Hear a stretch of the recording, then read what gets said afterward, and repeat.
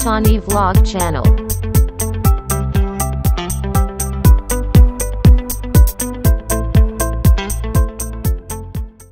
Selamat malam semuanya, saudara-saudari yang terkasih. Sewaktu saya mencoba untuk memikirkan, merenungkan tentang pengampunan, rasanya pengampunan itu tidak bisa dipisahkan dari doa. Maka doa dan pengampunan seperti satu mata uang yang mempunyai dua wajah, dua sisi. Kenapa saya berani mengatakan seperti itu? Kenapa saya berpendapat seperti itu? Karena doa itu akan menjadi sebuah kekuatan bagi kita untuk bisa mengampuni. Dan pengampunan, kalau tidak bisa kita berikan, maka doa-doa kita menjadi doa-doa yang bohong, doa-doa yang kosong. Jadi forgiveness, pengampunan, itu bukan semata-mata karunia Tuhan begitu saja kepada kita. Jangan selalu dibayangkan Tuhan itu Maha Rahim, Maha Baik, lalu orang itu bisa sak penae gitu ya. Ini terlalu kurang ajar melihat Tuhan yang Maha Baik, sehingga kita menjadi pribadi yang sak penae kepada Tuhan. Di dalam kitab suci, Allah menuntut kita, hendaklah engkau kudus, seperti Bapamu adalah kudus. Jadi menjadi pengikut Kristus, itu tidak bisa seenaknya. Menjadi pengikut Kristus itu harus ada tuntutan-tuntutan Injili yang tentunya harus kita penuhi. Salah satunya adalah apa? Pengampunan. Maka pengampunan itu bukanlah semata-mata usaha manusia. Nah, bukan semata-mata kemauan kita belaka. Nah, pengampunan itu merupakan daya dorong Roh Kudus, kuasa Allah yang membuat kita mampu memberikan pengampunan. Lalu itu hal pertama yang ingin saya katakan tentang doa dan pengampunan. Jadi bagaimana betapa sulitnya harus mengampuni orang-orang yang saya cintai. Kalau cuma mengampuni orang-orang yang biasa-biasa saja, jarang ketemu, pena itu ya, sudahlah, sudah saya maafkan, selesai sudah kasusnya. Tapi kalau orang yang tiap hari ketemu, tiap hari bersama, itu adalah orang-orang yang paling sulit sekali untuk kita maafkan. Seringnya bukan kita maafkan, seringnya kita pendam, kita anggap selesai, kita anggap sudahlah, dan itu akan menjadi bom waktu. Artinya suatu saat akan meledak. Maka seringkali dalam persekutuan itu saya ketemu dengan orang-orang yang pintar, sudah tahu segalanya. Cuma pada saat sampai kepada pelaku firman, pelaku apa yang diketahui, di situ macet, gitu ya. Di situ tersendat. Gitu. Jadi kita sudah terlalu banyak tahu lah, sudah banyak tahu. Apa yang saya bagikan juga, saya yakin Anda tahu semuanya. Cuma pertanyaannya ini kan sebentar lagi Trihari Suci ya kita. Jadi kenapa Trihari Suci harus kita hadapi dengan serius? Karena disinilah letaknya saat keselamatan kita pribadi. Pribadi loh. Bukan semata-mata keselamatan semua orang, tetapi letak keselamatan pribadi ada dalam peristiwa Paskah ini. Maka gereja menganjurkan umatnya untuk menghadapi pertobatan dengan semangat pertobatan.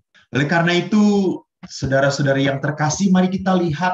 Pertama, saya berbicara tentang the power of prayer. Matius 7 ayat 7-11 mengatakan, mintalah maka akan diberikan padamu, carilah maka kamu akan mendapat, ketuklah pintu akan dibuka bagimu. Karena setiap orang yang meminta menerima, setiap orang yang mencari mendapat, dan setiap orang yang mengetuk, baginya pintu dibukakan. Adakah seorang daripadamu yang memberi batu kepada anaknya jika ia meminta roti? Atau memberi ular jika ia meminta ikan? Jadi jika kamu yang jahat tahu memberi pemberian yang baik kepada anak-anakmu, apalagi Bapamu yang di surga. Ia akan memberikan yang baik kepada mereka yang meminta kepadanya. Demikianlah Injil Tuhan. Jadi lihat di sini, ini bukan omong kosong ya. Jadi ini adalah promising, ini adalah janji dari Tuhan. Janji Tuhan. Maka Kalau kita mengenal Tuhan itu maha baik, yang minta pasti diberi, cari akan dapat, ketuk akan dibuka, maka kita tahu bahwa setiap doa-doa itu harus didasari oleh kepercayaan. Kepercayaan pada Allah yang maha baik. Tolong jangan selalu dikontekskan atau kalau baik itu berarti mengabulkan semuanya. Jangan ya, tolong jangan seperti anak kecil. Anda kan sudah dewasa tuh dalam iman, toh. Jadi kalau baiknya Tuhan itu jangan sama dengan baiknya tuh sama dengan semua yang saya minta dikabulkan. Itu bukan baik, itu menyenangkan. Itu menyenangkan. Gitu. Kan hal yang menyenangkan belum tentu baik untuk saya. Betul. Seperti apa? Minuman menyenangkan, menyenangkan, tapi tidak baik. Ngegosip menyenangkan, menyenangkan. Ngomongin orang lain, apalagi ngomongin romonya, menyenangkan sekali, gitu ya. Tapi tidak baik. Jadi di situ lihat bahwa konteks saya percaya kepada kebaikan Tuhan tidak identik begitu saja. Berarti apa? Berarti saya ini harus diberi apa yang saya mau. That's not baik. Oleh karena itu Katekismus Gereja Katolik mengatakan apa? Doa itu adalah mengangkat jiwa kepada Tuhan. Atau suatu permohonan kepada Tuhan demi hal-hal yang baik. Jadi kalau Anda mendoakan Tuhan, saya punya sahabat itu Cia Hopeng, sahabat saya dicia sama dia, pacar saya dicia sama dia, dulu dia teman saya, tiba-tiba dia ambil pacar saya dan dia kawin. Saya doakan semoga keluarganya tidak bahagia. Ini bukan doa, ini sumpah serapah. Jadi di dalam gereja Katolik doa itu selalu konteksnya demi hal-hal yang baik. Dan mari kita lihat dari mana sumber doa kita. Jadi kita berbicara kepada Tuhan itu muncul dari sebuah perbendaharaan batin yang seperti apa. Itu menarik. Jadi kan kalau orang ngomong kan pasti dari perbendaharaan batinnya toh. Gitu. Kalau perbendaharaan batinnya adalah sebuah kesombongan, maka doa itu akan seperti pemungut cukai yang dibandingkan dengan orang Farisi. Jadi orang Farisi itu memperlihatkan kesombongan kepada Tuhan. Saya sudah berpuasa, saya sudah berdoa, saya sudah melakukan pelayanan. Sedangkan pemungut cukai itu dia menebah dada dan dengan rendah hati dan penuh penyesalan. Jadi doa itu bukan saat bagi kita untuk menyombongkan diri kepada Tuhan. Bukan. Tidak perlu mendaftar seluruh aktivitas kita kepada Tuhan. Tidak. Jadi nggak perlu ngomong, Romo, Tuhan, saya ini anggota YCP aktif loh Tuhan.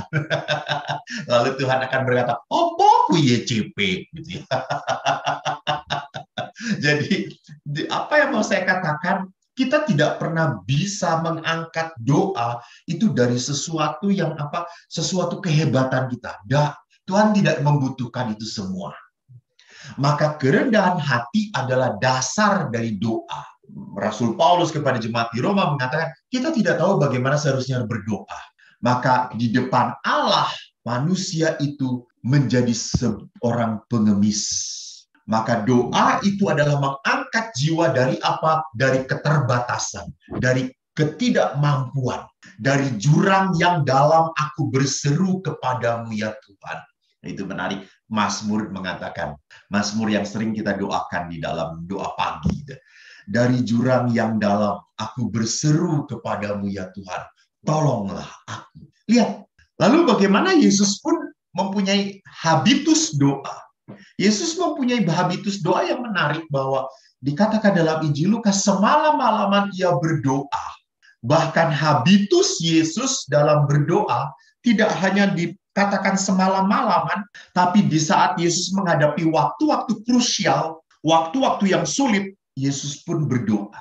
Contohnya waktu Yesus mau menghadapi salib. Ingat setelah Kamis Putih kita ada tuguran. Tuguran itu adalah saat untuk berjaga berdoa bersama Yesus di Taman Getsemani. Itu waktu krusial menerima salib. Waktu krusial waktu Yesus harus menentukan para rasul 12 Dari sekian murid, Yesus harus menentukan 12. Dia berdoa dahulu. Yesus pun berdoa sebelum dia membuat mujizat-mujizat. Lihat waktu membuat mujizat dari 5 roti dan 2 ikan.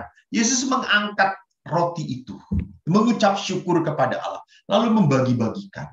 Jadi memang Yesus melibatkan Tuhan di dalam kehidupannya. Maka dasar doa Yesus adalah apa? Kepercayaan kepada Bapaknya. Jadi jika kamu yang jahat saja tahu memberi pemberian yang baik kepada anak-anakmu, apalagi Bapamu yang di surga. Ia akan memberikan yang baik kepada mereka yang meminta kepadanya. Dasar dari doa adalah kepercayaan kepada Allah yang Maha Baik. Maka memang doa itu adalah sebuah waktu untuk semakin intim dengan Allah. Jadi doa itu membuat manusia menjadi lebih intim dengan Tuhan. Kalau saya selalu mengatakan kepada anak-anak muda, doa itu seperti pacaran. Seperti pacaran. Orang pacaran itu sudah tidak ingat waktu lagi. Orang pacaran itu saling menikmati. Itulah doa. Jadi kalau misal saya melihat ada umat-umat yang selalu melihat jam. Rampung-rampung. Selalu melihat jam. Dia belum pernah pacaran dengan Tuhan rupanya. Dia baru memacari ciptaan Tuhan doang. Dengan penciptanya dia belum pernah pacaran. Jadi kalau orang berpacaran dengan Tuhan, dia sudah tidak lagi memikirkan, wah doanya kok lama amat sih. Enggak, di situ ada kenikmatan. Di situ ada saat di mana saya merasa dihibur, disukacitakan oleh Tuhan. Apapun bentuk doa Anda. Maka kalau kita berjalan lebih lanjut kepada permenungan kita bisa melihat bahwa doa itu bukan mengubah keputusan Tuhan. Jadi kenapa bukan mengubah keputusan Tuhan? Karena kan tadi kita dasar doa adalah apa? Kepercayaan kepada Tuhan yang Maha Baik. Maka doa itu tujuannya bukan mau mengubah Tuhan, karena Tuhan itu Maha tahu, Maha sempurna. Kita itu cuma taunya ya hanya beberapa waktu, 2-3 hari ke depan lah. Walaupun itu tidak tahu pasti gitu ya. Allah itu tahu sejarah hidup kita sebelum sampai kelak. Allah sudah tahu. Gitu. Jadi kalau kita mau minta kepada Tuhan, kita tuh sok tahu. Maka doa bagi Santo Thomas Aquinas mengatakan doa itu adalah pertama menyiapkan hati untuk menerima apa yang kita minta dalam doa. Jadi supaya kita bisa menerima dengan penuh syukur apa yang Tuhan berikan. Sesuai dengan apa yang kita harapkan. Atau doa pun menjadikan kita bisa mengubah sikap hati kita jika doa itu tidak sesuai dengan kehendak Tuhan. Jadi inilah tujuan doa kita. Tujuan doa kita bukan mengubah Tuhan, tetapi doa itu mengubah hati.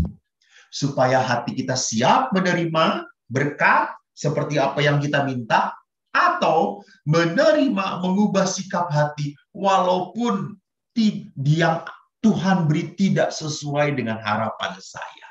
Disitulah kuasa doa. Di dalam doa Tuhan mengubah hati kita. Nah, sekarang pertanyaannya. Jadi kalau hati ini adalah sumber pusat dari apa yang kita pikirkan, apa yang kita lakukan, maka Santa Teresia pernah berkata, jadi jika hati kita jauh dari Tuhan, maka kata-kata di dalam doa pun hanya menjadi sebuah kepercumaan saja. Jadi hati harus dibereskan terlebih dahulu. Masalahnya kita harus berani merenungkan. Kita harus berani jujur. Kita harus berani berpikir. Seperti apakah isi hati kita? Dalam Injil Matius dan Lukas dikatakan, di mana hartamu berada, di situ juga hatimu berada. Antoni Vlog Channel.